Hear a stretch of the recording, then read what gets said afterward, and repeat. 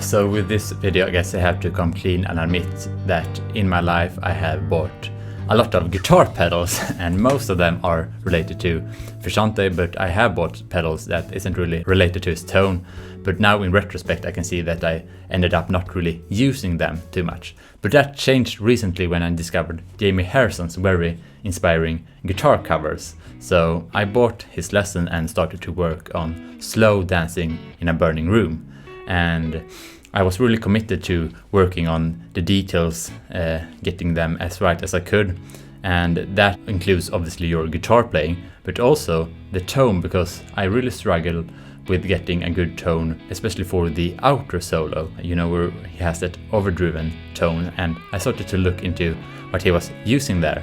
And you can see in the video that he has a green overdrive pedal. And when you hear green and overdrive, I think most of us start to think of the legendary Tube Screamer by Ibanez from the 70s. And you know, Mayer used a Tube Screamer himself, so I started to look into the Tube Screamer market. And there are a lot of different Tube Screamers, not only by Ibanez themselves, but also by other companies. With all these choices, I was first interested in the TS-808, because that is supposed to be a reissue of the original one, and I generally like vintage music gear, so I looked into that. But then I looked more into the market and eventually got this, and this is the Maxim OD-808, and it is supposed to be the same pedal as the TS-808, that is the same as the original one from the 70s. But it turns out that the OEM, the original equipment manufacturer for the original Tube Screamers, sold under the Ibanez brand name, was actually made by the Japanese company Maxim. So at the end of the day, this is pretty much the same pedal as a TS-808,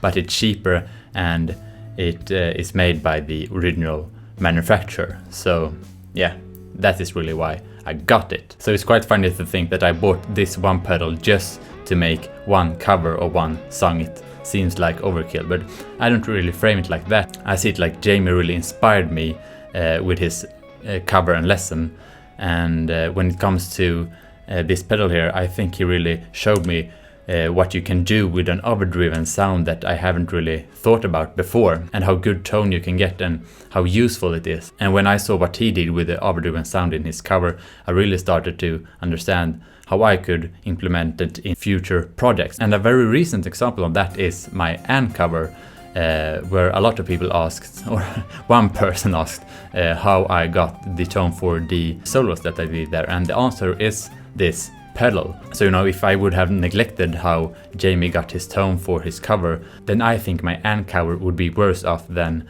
it is now. And I mean, if you just think about it generally, you know, if you have a Frusciante style board, then you have the base level of gain from the C1, and you can push it further a little bit with the micro amp. And the next level after that typically is the DS2, but if you have the level maxed out, which you typically have if you want the Frusciante kind of style, then the gap between a pushed signal with the micro amp and the DS2 is quite large. And now when I got this, I have really found that this fills the gaps between the micro amp and the DS2 quite nicely. This opens up for a more dynamic playing. So you know, with the DS2, if you have a lot of breaks in your playing, you will get the feedback, which can be very useful in certain situations, but not so useful in other situations.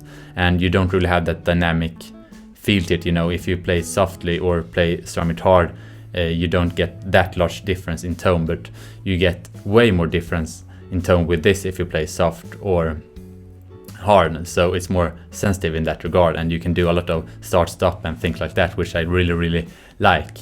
And you could do that with the micro amp, I guess, or just adding more gain with the C1, but I found that I don't really cut through the mix as nicely when I do that.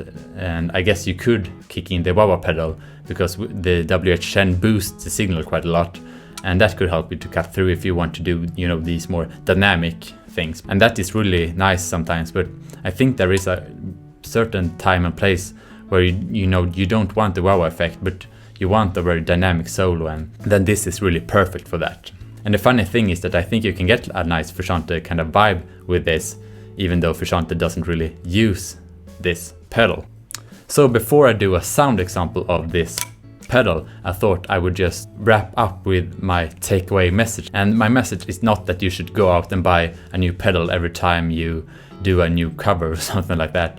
But at the same time, I don't think you should disregard buying gears as well. I think there is a silver lining between the two.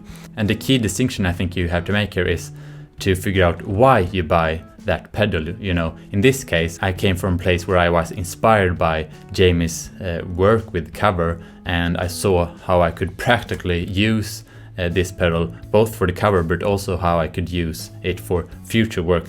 You know, I had a sense that it was really useful and I had an idea on how to move forward with it. And that is why I bought the pedal. And I have examples in the past where you just look up pedals. You're not really inspired by anything, but you just look up pedals as a procrastination or something, and you think that, oh, it looks nice, it has a lot of cool features and things like that. And there isn't really a lot of inspiration. The focus is just more on, you know, materialism. And it's really fun at first, you know, when you get a new toy and it looks cool and you can play with it doing different sounds, but you don't really have a vision for how you could move forward with that piece of music equipment. So yeah, the main difference there is really, in the first case, the focus is on inspiration, and in the other case, it is just pure materialism. So yeah, this is what I want to wrap up with. It's not good or bad to buy music gear, but it's more interesting to realize from which place you come from when you buy that piece of music gear. And yeah, here is a little demo that I did with this pedal. So hope you enjoy it, and thank you very much for watching.